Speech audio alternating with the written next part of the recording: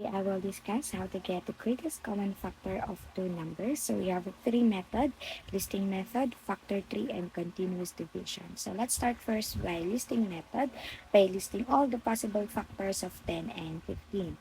Remember that the first factor of any number is 1 and itself. So for this, the first factor of 10 is 1 times 10. And then can we divide 10 by 2? Okay, 10 divided by 2 is 5. How about 3? Okay, no. How about 4? Still no.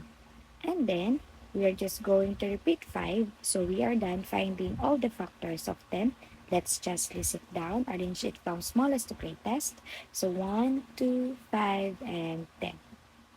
Now, for 15, first factor is 1 times factors 1 times 15.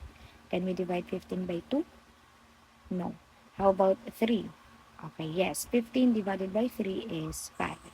How about 4? No. And then, we are just going to repeat 5. So, we are done finding all the factors of 15. And then, let's sit down. 1, 3, 5, 10. I mean 15. So, the common factors are 1 and 5. But we are just going to get the greatest common factor. So, that is 5. So, the GCF of 10 and 15 is 5. Let's proceed with the factor 3. In factor 3, just need to think of two numbers that if we multiply, the answer is 10 or 15. Now, the first factor of 10 is 2 times 5. Now, let's ask, is 2 a prime number?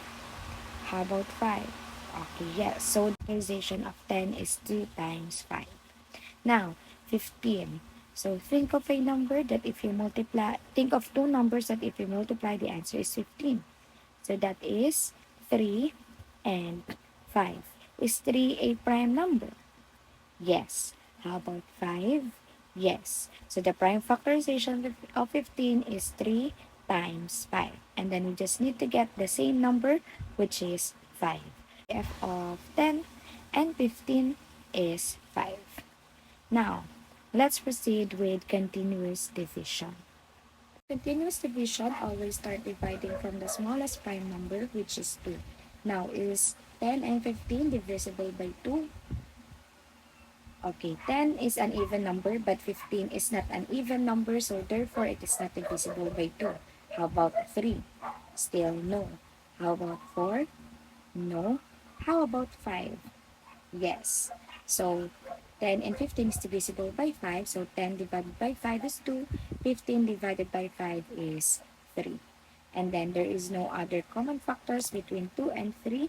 So, to get the GCF, just get the numbers on the left side. So, which is 5. So, the GCF of 10 and 15 is 5. So, different method but same answer. Thank you.